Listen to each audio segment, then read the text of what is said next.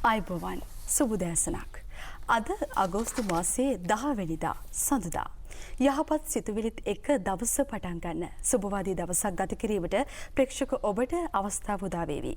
ඊයේ දවසේදී අධිකරු ජනාධිපතිතුමන් ගෝඨාභය රාජපක්ෂ මැතිතුමන්ගේ ප්‍රධානත්වයෙන් කැලණිය රජමහා විහාරයේදී අභිනව අග්‍රාමාත්‍ය මහින්ද රාජපක්ෂ මැතිතුන් දිවුරුම් දුන්නා. ශ්‍රී ලංකා ද්වීපයේ නාමය ලෝපතල සුපතල කිරීමට එතුමන්ට ශක්තිය ධෛර්ය වාසනාව උදා වෙන්න කියලා සුදෙසේ අපි එකසිතින් ප්‍රාර්ථනා කර සිටිනවා. ඒ මතක් කිරීමත් සමගින් අපගේ සූදානම ලෝකයේ දෙසට අවධානය යොමු කිරීමට අදත් මැදිරී රැඳී සිටිනවා ලෝකයේ අලුත් තොරතුරු ප්‍රේක්ෂක ඔබ හමුවේ විග්‍රහ කිරීමට ප්‍රවීණ මාධ්‍යවේදී විදේශ විද්‍යා විචාරක විජය දිසානායක. අයිබෝන් විජය. අද විජය විග්‍රහ කරන තොරතුරු පෙළ ගැස්ම දෙසටයි ප්‍රේක්ෂක ඔබගේ පළමු අවධානය යොමු කරන්නේ.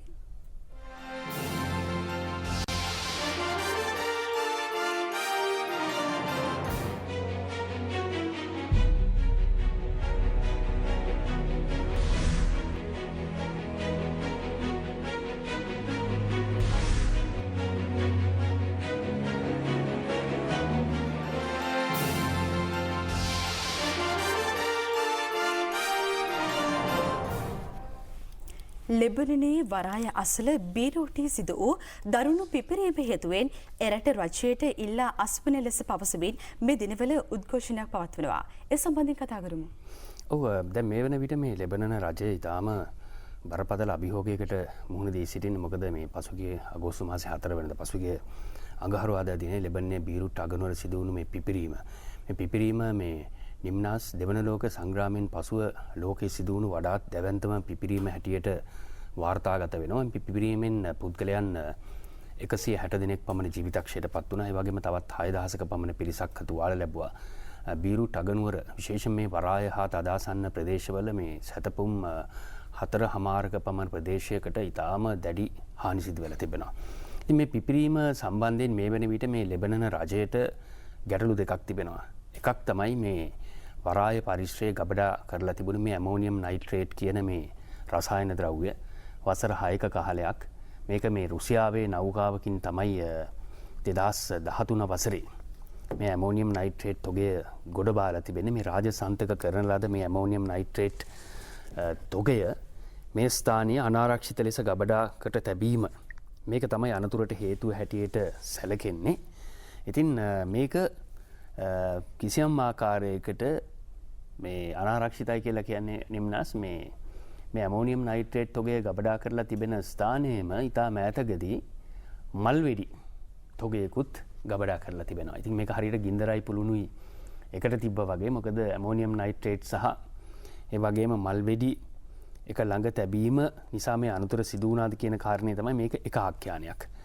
දෙවන එක තමයි මේ ලෙබනන ජනාධිපති මිෂෙල් ලවුන් ඊයේ දිනේදී ප්‍රකාශ කළා තමන් බැහැර කරන්නේ නැහැ කියලා කිසියම් ආකාරයකට පිටස්තර බලවේගයක් විසින් මේක සැලසුම් සහගතව සිදු කරන ලද ප්‍රහාරයක්ද කියන කාරණේ.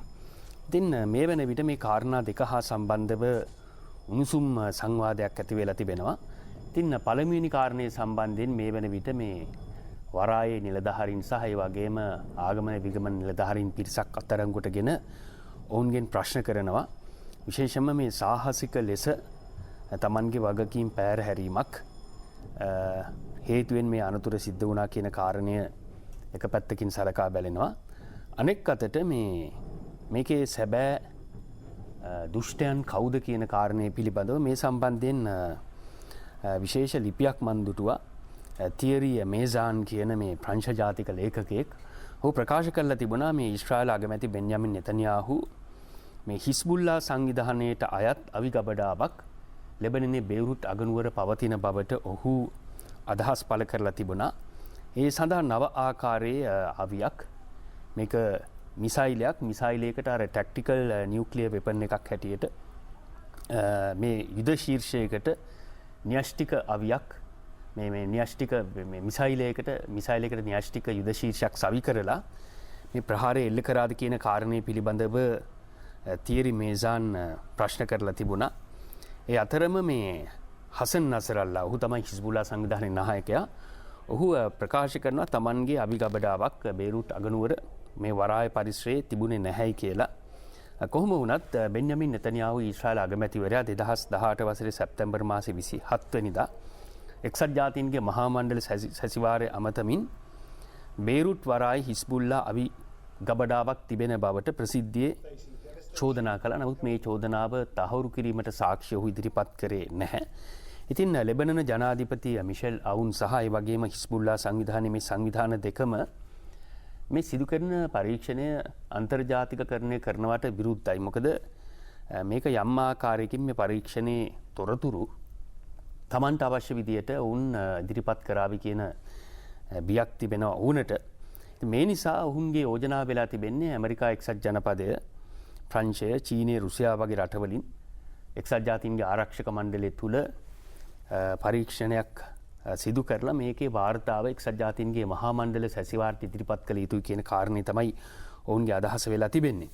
කොහොම වුණත් මේ ප්‍රහාරයෙන් අනතුරුව මේ වෙන විට ලෙබනනයේ උද්ගත වෙලා තිබෙන තත්ත්වය දිහා බැලුවොත් එහෙම ලෙබනන රජය ඊටාම බරපතල අර්බුදයකට මුහුණ පා සිටිනවා. අපි දුටුවේ මේ ප්‍රංශ අගමැතිවරයා ඉමැනුවෙල් මැක්‍රෝන් සහ ඒ වගේම අන්තර්ජාතික ආධාරකරුවන් පිරිසක් ලෙබනනයට ආධාර ලබා දීම සඳහා විශේෂ සමුළුවක් පැවැත්වුණා.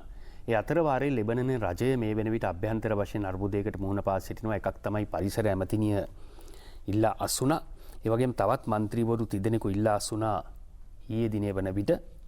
ඉතින් රජය යම් හේකින් ඉල්ලා අස්වීමට නම් മന്ത്രിවරු 43 දෙනෙකු ඉවත් වී සිටි. අපි මේ දකින්නෙත් මේ ලෙබනනේ මේ සිද්ධිය සිදු වුණු මොහොතේ මේ විවාහ මංගලෝත්සවය සඳහා අර ප්‍රී ෂූට් එකකට සූදානම් වන මනමාලියක් මේකේ කම්පනය කොතරම්ද කියන එකට අදාළව මේ වීඩියෝ දර්ශනය ආරම්භුවාට පස්සේ අපිට හිතා ගන්නට පුළුවන්.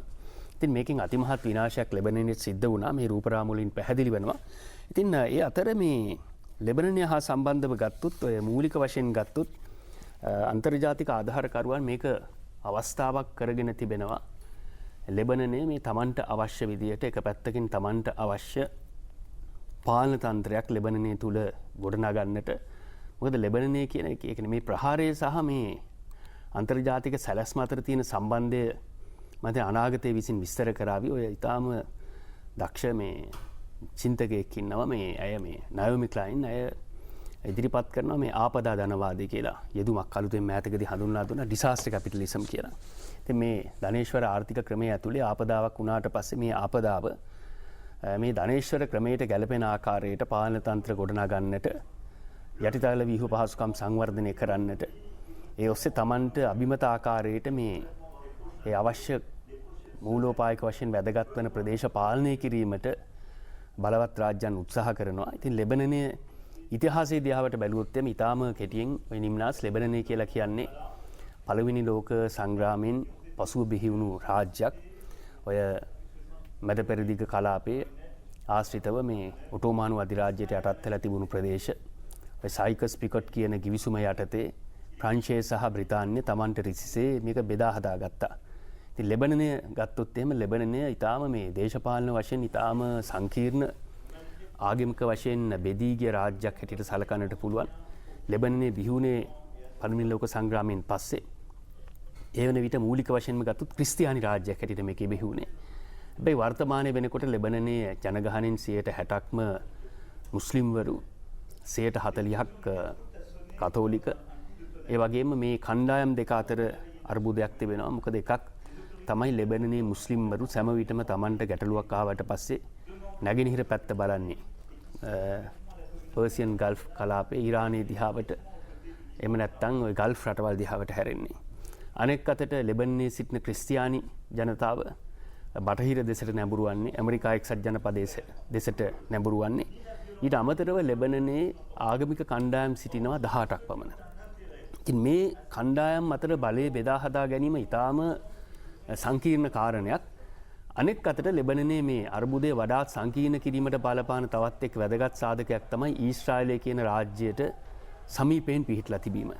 ඉතින් ඊශ්‍රායලය කියන රාජ්‍ය බිහි වුණෙත් පළවෙනි ලෝක සංග්‍රාම අවධියේ 1917 බැල්ෆර් ප්‍රකාශනය බැල්ෆර් ඩෙක්ලරේෂන් එක අනුව තමයි ඊශ්‍රායලය කියන යුදෙව් රාජ්‍ය පලස්තීන භූමිය තුල බිහිවන්නේ. අනතුරු 1948 වසරේ ඊශ්‍රායලය කියන රාජ්‍ය ප්‍රකාශයට පත් කළාට පස්සේ මැද පෙරදිග යුද්ධ ගණනාවක් ඇති වෙනවා මේ ඊශ්‍රායල රාජ්‍යයට එරෙහිව අරාබිවරු යුද වදිනවා 48 56 සූවස් සැල අර්බුදය 1967 සික්ස් ඩේ වෝ එක දින 6 යුද්ධය 73 යොම් කිපූර් යුද්ධය මේ සංග්‍රාම ව්‍යාපාර ඔස්සේ විශාල පිරිසක් අවතැන් වෙනවා මේ සරණාගතයන් බවට පත්වන පලස්තීන ජනතාව ඔවුන්ගෙන් බහුතරයක් වාසය කරනවා ලෙබනනේ. ඉතින් මේකත් එක්තරා ආකාරයකට ලෙබනනේ තිබෙන මේ දේශපාලන ආගමික සංකීර්ණත්වය වඩා තීව්‍ර කිරීමට බලපාන කාරණයක්. ඉතින් විශේෂයෙන්ම මේ අගෝස්තු මාසයේ 4 වෙනිදා සිදු වුණු මේ මහා පිපිරීමෙන් පස්සේ ලෙබනනේ තුල දැන් යලිත් වතාවක් අපි දකිනවා බලය බෙදා ගැනීම සඳහා රටේ ප්‍රතිවිරුද්ධ කණ්ඩායම් අතර අර්බුදකාරී තත්ත්වයක්.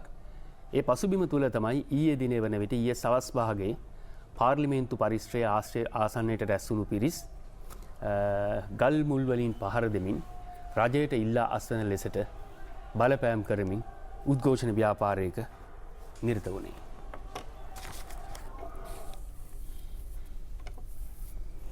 ඊශ්‍රායල අගමැති බෙන්යමින් නෙතන්යාහුට මේ දිනවල තමන්ගේ බලය අහිමි වෙන ලකුණු පෙනී යනවා.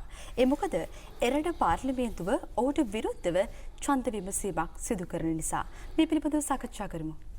ඊශ්‍රායල අගමැති බෙන්යමින් නෙතන්යාහුට එරෙහිව මේ මූලික වශයෙන් චෝදනා කිහිපයක් තිබෙනවා. එකක් තමයි දූෂණ ක්‍රියාවල නිරත වීම, අල්ලස් ලබා ගැනීම. ඒ වගේම මැතිවරණ ව්‍යාපාරයේදී Tamanට වාසි සහගත වන විදියට ප්‍රචාරණ කටයුතු සිදු කිරීම සඳහා මාධ්‍ය ආයතන ප්‍රධානීන් සමග අයථා විදියට ගනුදෙනු කිරීම සහ මැතිවරණ ව්‍යාපාරය සඳහා ව්‍යාපාරිකයන්ගෙන් අනිසි ලෙස මුදල් ලබා ගැනීම. මේ චෝදනා සම්බන්ධයෙන් පාර්ලිමේන්තුව තුළ දැන් අධිකරණය තුළ ඔහු වරදකරුවෙකු බවට පත් වෙලා තිබෙනවා.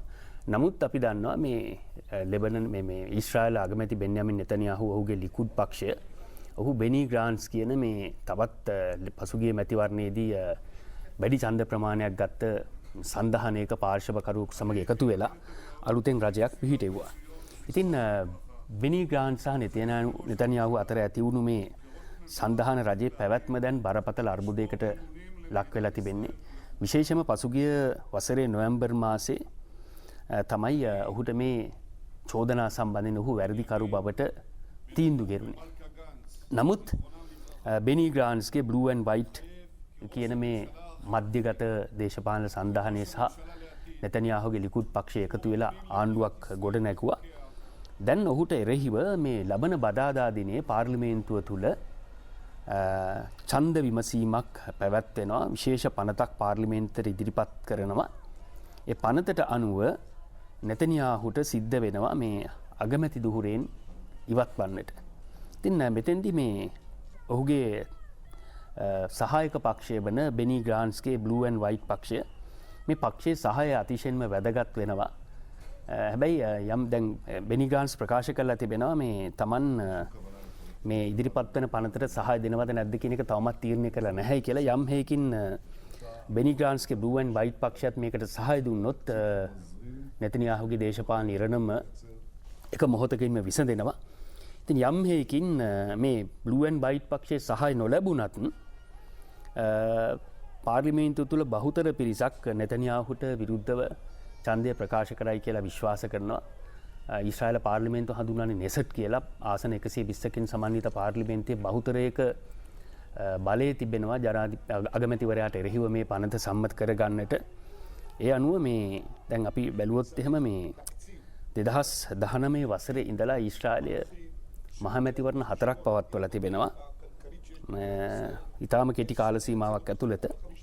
ඉතින් ඊශ්‍රායල අගමැතිවරයාට බොහෝ දුරට ලබන බදාදා පැවැත්වෙන පාර්ලිමේන්තු සැසිවාරය හමුවේ ඉදිරිපත් කරන පනතේ ප්‍රතිඵලයක් හැටියට ඔහුට බලය අහිමිවීමට ඉඩකඩ තිබෙනවා. ඉතින් මේ නිසාම තමයි නෙතන්යාහු ඉතින් අපි බොහෝ දුරට ගත්තොත් මේ ලෝකේ විවිධ කලාපවල තිබෙන මේ ගැටුම් දිහා බැලුවට පස්සේ මේ යම් යම් දේශපාලන ව්‍යාපෘතිත් එක්ක මේක බැඳිලා තිබෙන්නේ. දැන් බෙන්යාමින් නෙතන්යාහු ඊශ්‍රායලයේ මේ Tamanගේ දූෂණ චෝදනා හමුවේ Tamanට බලය අහිමි වන පසුබිමක් නිර්මාණය වන විට ඔහු පලස්තීන ජනතාව සම්බන්ධයෙන් ඉතාම දැඩි මර්ධනකාරී ප්‍රතිපත්තියක් අනුගමනය කරනවා විදෙව් ජනතාවගේ සහාය ලබා ගැනීම සඳහා.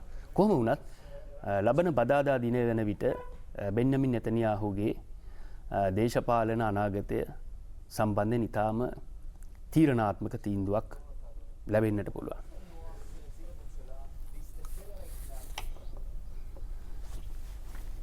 ඊයේ දවසේදී බෙලරුසියේ ජනාධිපතිවරණය පවත්වනවා.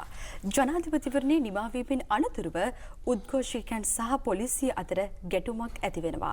ඇයි විජය මේ වගේ ගැටුමක් ඇති වෙන්නේ? ඇලෙක්සැන්ඩර් ලුකෂෙන්කෝ 1994 වසරේ සිට අඛණ්ඩව මේ පාලන බලයට හිමිකම් කියනවා.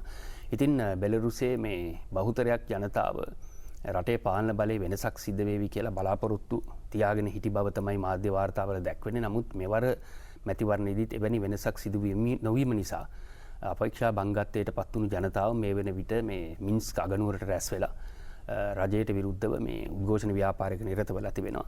ඉතින් ඊයේ දිනේ පැවති මැතිවරණයේ තවමත් නිල වශයෙන් ඡන්ද ප්‍රතිඵල ප්‍රකාශයට පත් වෙලා නැහැ.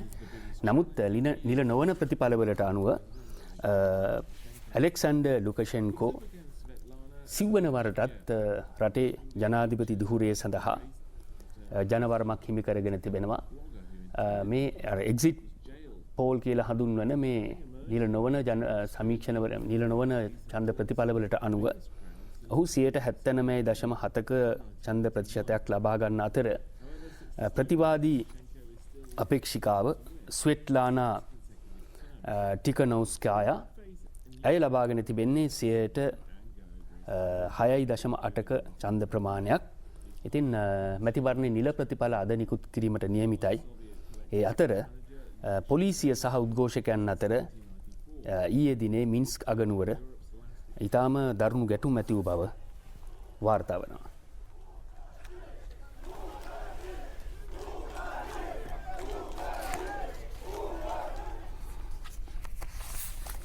ජපානයට එල්ල වූ හිරෝෂිමා නාගසාකි පරමාණු බෝම්බ ප්‍රහාරයේ 75 වෙනි සංවත්සරය ගිය සතියේදී සමරනවා. ඒ පිළිබඳව සාකච්ඡා කිරීමටයි ප්‍රේක්ෂක ඔබගේ අවධානය යොමු කරන්නේ. ඇත්තටම දැන් වසරක් පාසා මේ පසුගිය වසර 75ක කාල සීමාව ඇතුලේ මේ හිරෝෂිමා නාගසාකි මේ ජපානයේ මේ නගර ද්වේෂයට ඇමරිකා එක්සත් ජනපදයේ එල්ල කළ පරමාණු බෝම්බ ප්‍රහාරය පිළිබඳව මේ කතාබහක් ඇති වෙලා තිබෙනවා. හැබැයි මේ කතාබහක් ඇති වුණාට නිම්නාස් මේ න්‍යෂ්ටික අයුවලින් මානව වර්ගයාගේ පැවැත්මට එල්ල වෙලා තිබෙන තර්ජනය පිළිබඳව තවමත් විධිමත්ව මේ තර්ජනයට අභියෝගයට මුහුණ දීම සඳහා නිසි ක්‍රියාමාර්ගයක් ගැනීමට ලෝකනායකයන් අපෝසත් වෙලා තිබෙනවා. ඉතින් වසරක් පාසා මේ පැවැත්වෙන උද්ඝෝෂණවලදී දින කිහිපයක් පුරාවට මේ පිළිබඳව කතිකාවතක් ගොඩ නැගුණට අපි ඊටාම බරපතල න්‍යෂ්ටික අවදානමක් යටතේ ජීවත් වන්නේ. ඇත්ත කතාව කිව්වොත් මේ න්‍යෂ්ටික අයුවලින් අපේ ජනතාවගේ ජන ජීවිතයට එල්ල වෙලා තිබෙන තර්ජනය මිනිස්සු හරියට අවබෝධ කරගත්තොත් අපි නිතර කියනවා මේක මිනිස්සු ගෙවල් ඇතුලේ ඉන්නේ නැහැ. සේවකයෝ කාර්යාලය ඇතුලේ ඉන්නේ නැහැ. කඩසාප්පු ඇතුලේ ඉන්නේ නැහැ. එළියට බහැලා උද්ඝෝෂණය කරනවා. ඒ තරම් ඊටාම බරපතල තර්ජනයක් සමස්ත මානව සමාජයට උද්ගත වෙලා තිබෙනවා. න්‍යෂ්ටික අයුවලින් මම එක උදාහරණයක් කියන්නම්. මේ ඔය තියෙනවා මේ බුලටින් of the atomic scientist කියලා මේ විද්‍යාඥයන් ලෝකයට එල්වෙන මේ න්‍යෂ්ටික අවිතර්ජනය පිළිබඳව මේ බුලටින් of atomic scientist කියන මේ විද්‍යාත්මක ප්‍රජාව ඔවුන් පවත්වගෙන යනවා මේ ඔරලෝසුවක්. මේකට කියන්නේ doomsday clock කියලා. මේ ඔරලෝසුවේ කටුව ඔවුන් ලෝකයට තිබෙන න්‍යෂ්ටික අවදානම අනුව මේ කටුව ක්‍රමක්‍රමයෙන් මධ්‍යම රාත්‍රියට ලං කරනවා. වැරදිලා හරි මේක මධ්‍යම රාත්‍රියේ 12ට මේ කටුව ආවා කියන්නේ න්‍යෂ්ටික ගැටුමක් ඇති වෙනවා කියන එක. ඉතින් පසුගිය මේ ජනවාරි මාසේ 23 වෙනිදා මේ විද්‍යාත්මක ප්‍රජාව මේ ඔරලෝසුවේ කටුව මධ්‍යම රාත්‍රියට තප්පර 12ක් කිට්ටුවට අරගෙන ඇවිල්ලා තියෙන්නේ දැන්. ඒ කියන්නේ අපි ඉන්නේ ලෝකේ බලවත් රාජ්‍යයන් අතර න්‍යෂ්ටික අවි ගැටුමක් ඇතිවීමට ඉතාම දැඩි අවදානමක් තිබෙන අවධියක මේකට පැහැදිලි මේකට සාක්ෂි ඕන තරම් තියෙනවා. කියන්න ගියොත් මේ වැඩසටහනේ කාලෙ මදි වෙනවා. මොකද ඇමරිකා එක්සත් ජනපදයත් රුසියාවත් දැන් නිරවි යුද සමයේ අන්‍යෝන්‍ය වශයෙන් නැති කරගත්ත අවි සම්මුතීන්ගෙන් ක්‍රමක්‍රමෙන් බැහැර වෙමින් සිටිනවා. අනෙක් අතට මේ වන විට නේටෝව ලෝකයේ බලගතුම යුද සන්ධානය රුසියාව ආශ්‍රිත ප්‍රදේශයේ Tamanගේ හමුදා බලමුළු ගන්වනවා. අනෙක් අතට ඇමරිකා එක්සත් ජනපදයේ දකුණු චීන මුහුද ආශ්‍රිතව මේ වන විට Tamanගේ යුද නෞකා යොදවලා තිබෙනවා.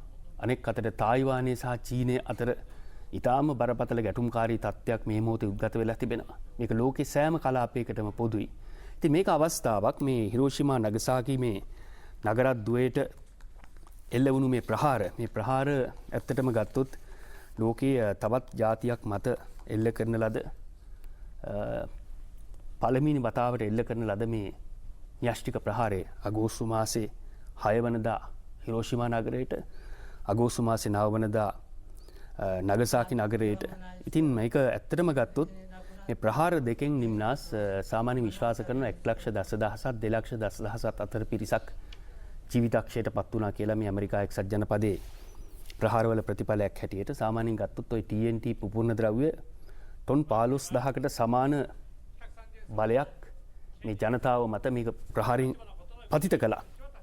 ඉතින් මේක ඇත්තටම සංකේතයක් මේ අහසට නැගෙන මේ අර බිම්මලක ආකාරයෙන් නැගෙන මේ දූලි වලාවන් අපේ පැවැත්ම පිළිබඳව අපිට තිබෙන අභියෝගය පිළිබඳ සංකේතයක්.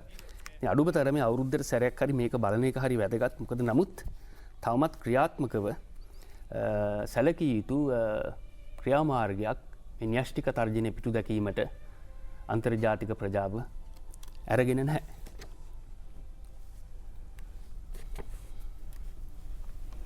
මීළඟට අපි සාකච්ඡා කරන්නේ ලෝක අර්බුදයක් වූ ගොලීය වසංගතයක් වූ COVID-19 හෙවත් නව කොරෝනා වෛරසය පිළිබඳවයි. අපේ නව ලෝකීය ලෙස හඳුන්වන ඇමරිකාවේ ආසාදිතයන් සංඛ්‍යාව මේ වන විට ලක්ෂ 50 ඉක්මවන විජය. ඔව් මේ වගේම ගෝලීය වශයෙන් ගත්තොත් ගෝලීය වශයෙන් ආසාදිතයන්ගේ සංඛ්‍යාව දැන් මිලියන 20ට ළඟා වෙමින් තිබෙනවා. මිලියන 19.7ක්. මියගිය පුද්ගලයන්ගේ සංඛ්‍යාව 7,28,000ක්. ඒ වගේම රෝගයෙන් සුවය ලැබූ පුද්ගලයන්ගේ සංඛ්‍යාව මිලියන 11.9ක්. ඇමරිකා එක්සත් ජනපදයේ තුල තමයි වැඩිම කොරෝනා වෛරස් ආසාදිතයන් සංඛ්‍යාවක් වාර්තා වන්නේ සහ වැඩිම මරණ සංඛ්‍යාවක් වාර්තා වන්නේ. ඒ අතර ලෝකේ තවත් කලාපවලට මේ රෝගය පැතිර යන බවක් අපිට දකින්නට පුළුවන්. විශේෂයෙන්ම මේ ඇමරිකා එක්සත් ජනපදයේ ට්‍රම්ප් පාලනය මේ රෝගය සම්බන්ධයෙන් අනුගමනය කරන ක්‍රියාපිළිවෙත ඇමරිකා එක්සත් ජනපදයේ තුල ඉතාම දැඩි ආందోලනයකට තුඩු දීලා තිබෙනවා. ඔහු සිකුරාදා දිනේ සහ සඳුදා දිනේ Tamanගේ බොහොම සුඛෝපභෝගී නිවාඩු නිකේතනයේ ඉඳලා නිව් ජර්සි වල මේ වෛරස් ආසාදනය පිළිබඳව අදහස් පළ කළා. ඔහු විධායක නියෝගයක් නිකුත් කරලා තිබෙනවා. හැබැයි සමහර ප්‍රාන්තවල ප්‍රධානීන් මේ නියෝගය පිළිපැදීමට සූදානම් වන්නේ නැහැ. විශේෂයෙන්ම නිව්යෝක් ප්‍රාන්තයේ ආණ්ඩුකාරවරයා මේ ඇන්ඩ්‍රු කුවෝමෝ ප්‍රකාශ කරනවා මේ ඩොනල්ඩ් ට්‍රම්ප්ගේ මේ විධායක නියෝග හාස්‍යයට කාරණයක් කියලා. විශේෂයෙන්ම මධ්‍යම රජයේ මේ රෝගී පිටු දැකීම සම්බන්ධයෙන් මෙතෙක් ගෙන ඇති ක්‍රියාමාර්ග පිළිබඳව ප්‍රාන්ත ආණ්ඩුවලට තිබෙන විශ්වාසය ක්‍රමක්‍රමයෙන් පළුදු වෙමින් පවතිනවා. මේක පෙරලා නොවැම්බර් මාසයේ පැවැත්වෙන ජනාධිපති ඩොනල්ඩ් ට්‍රම්ප්ගේ මැතිවරණ ව්‍යාපාරයට බලපෑම් ඇති කරන්නට පුළුවන්. ගෝලීය උෂ්ණත්වයේ ඉහළ යාම නිසා මානව සමාජයට සිදුවිය හැකි අර්බුදකාරී තත්ත්වය පිළිබඳව විද්‍යාඥයින් අනුතුරු අඟවනවා.